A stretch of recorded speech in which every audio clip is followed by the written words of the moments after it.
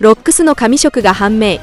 宝箱の赤ん坊シャンクス、そしてハラルド王が自ら総閣を引き抜く衝撃展開に涙。皆さんこんにちは、私はシレンナです。ワンピース第1166話が公開されました。タイトルは新しい物語です。読者リクエストのカラー見開き。ヤマトとオタマが落ち葉拾いの後、キツネやタヌキと一緒に焼き芋を食べている。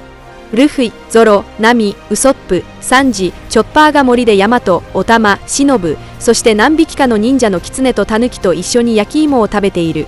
さらに今週の週刊少年ジャンプの表紙はロックス、ロジャー、ガープ、そしてルフィだ。その中でロックスのカラーリングが初めて正式に公開された。彼は青白い髪をしている。この姿が公開されるや否やファンの間で大きな話題を呼んでいる。果たしてバギーはロックスの息子なのだろうか。編集コメント激闘の末。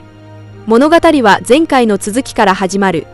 ロジャーとガープがロックスを攻撃した後の光景が広がる。ロックス、ロジャー、ガープの3人は地面に倒れ込み動けずにいるが、まだ息はある。ゲホゲホ、解けたのか。呪いが息で5の島を、ああダメか。ロックスは3つの人影がゆっくりと近づいてくるのを目にする。神の騎士団が歩み寄ってきたのだ。ロックスは心の中で叫ぶ。おいロジャー、ガープ逃げろ。お前らが死ぬことはない。そうだ、言い忘れた。暴走を止めてくれてありがとよ。ガーリング星が最後にロックスにとどめの一撃を加え、画面が暗転すると血しぶきが舞う様子だけが見える。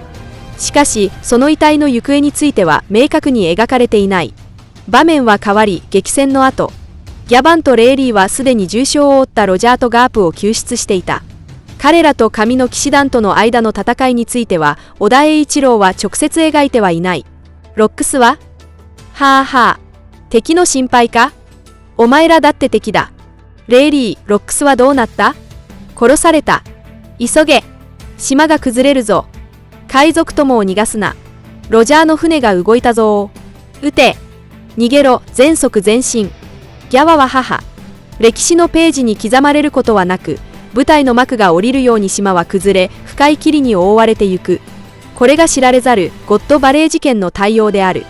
しかしこの時一瞬の静けさを経て、幾多にも交錯する巨大な稲妻が天を割った。そしていくつもの新しい物語が幕を開ける。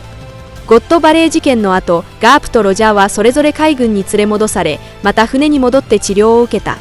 その後カメラは次々と多くの人物たちを映し出す。ニューゲート、リンリン、カイドウ、ドラゴン、シャンクス、クマ、ボニー、イワンコフ、エリス、そしてティーチ。彼らそれぞれの新しい物語が始まろうとしていることを予感させる。場面はロジャー海賊団の戦場へと切り替わる。まだか。まだだ。ロジャーが起きるまでお預けだ。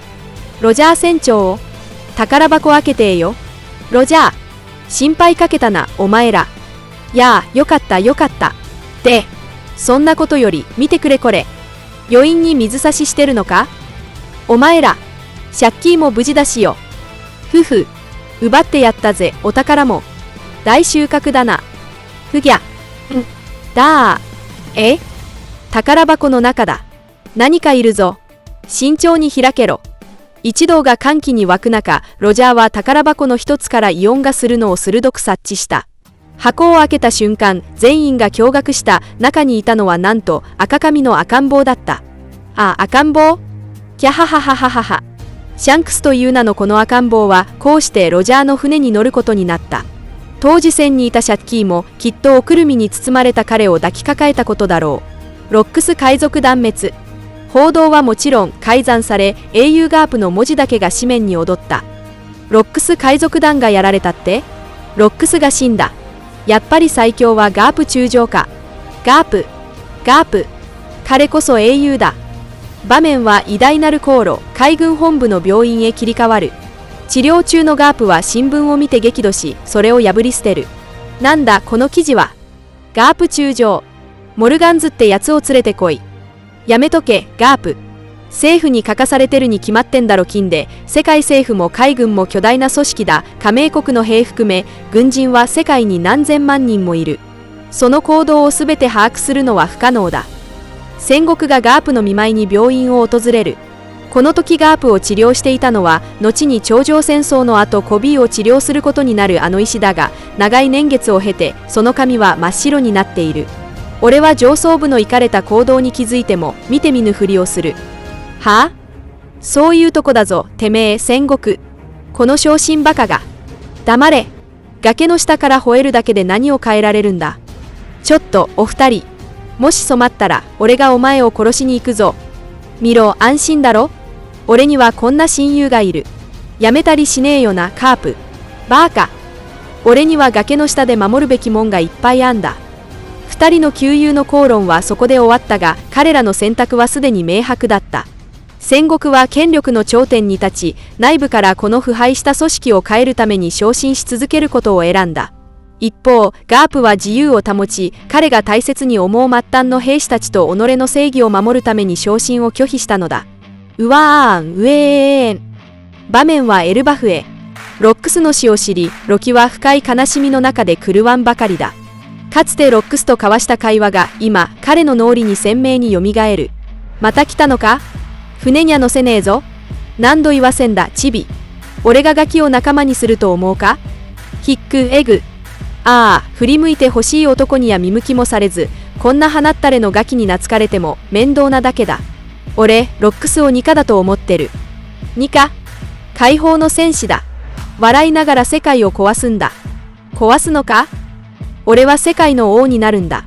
そんな力を持ってるとすりゃハラルドだな。いいか、ロキ。世界のどこかにガレーラっていうとんでもねえ破壊者たちが眠ってる。そいつらを動かすことができるのはお前の親父だ。俺は世界中のならず者をかき集められる。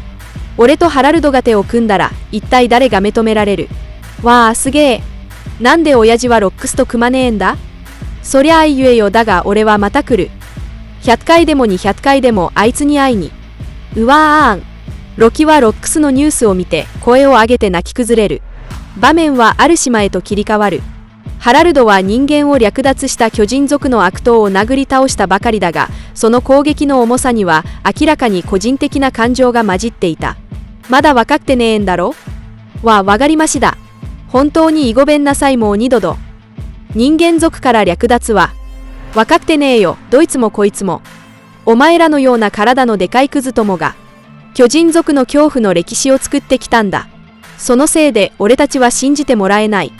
平和的に、世界の輪に入りたい気持ちを信じてもらえない。国王様、もう気を失ってます。エルバフを世界政府に加盟させるため、政府に失望されぬよう、俺はあいつに手を貸せなかった。助けをこう親友を俺は見捨て見殺しにしたんだ。運が向いてる気がしねえよ、ハラルド。手貸せよ。今、ハラルドはかつてロックスを助けられなかったことへの深い後悔と自責の念にとらわれている。しかし、この光景はニュースによって歪曲して報じられ、巨人族の王、錯乱として伝えられた。場面は海軍本部の地下拘置所へ。ガープは囚われの身となった息子、ドラゴンの面会に訪れていた。親父、俺は海軍を辞める。ああ。むしろ、あんたを軽蔑する。ああ。ガープは最後に牢屋の鍵をドラゴンに投げ渡した。この時の彼は海軍に対して、そして自分自身に対しても完全に失望していたに違いない。場面はエルバフへ。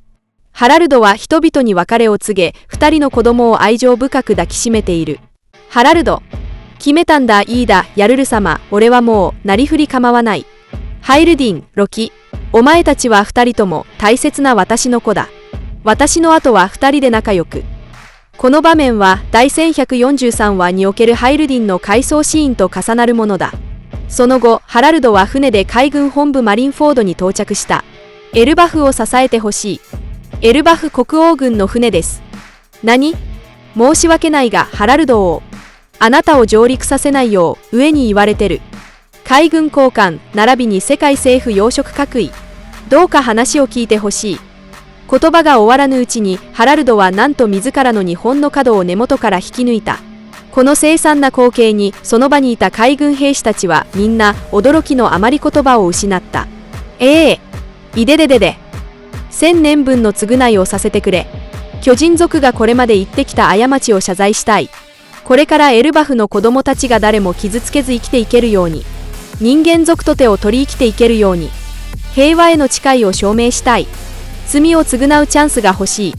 そのためなら私は奴隷にでもなろう。この話の最後のコマではイムの目が映し出される。まさかドブネズミの王の陰謀は本当に成就してしまうのだろうか。編集コメント、その道に光はあるか。以上が今回の動画の内容です。最後までご視聴いただき本当にありがとうございます。もしワンピース漫画の熱心なファンであれば、ぜひ私のチャンネルを登録してください。皆さんの応援が私の動画制作の最大の原動力です。それではまた次回をお会いしましょう。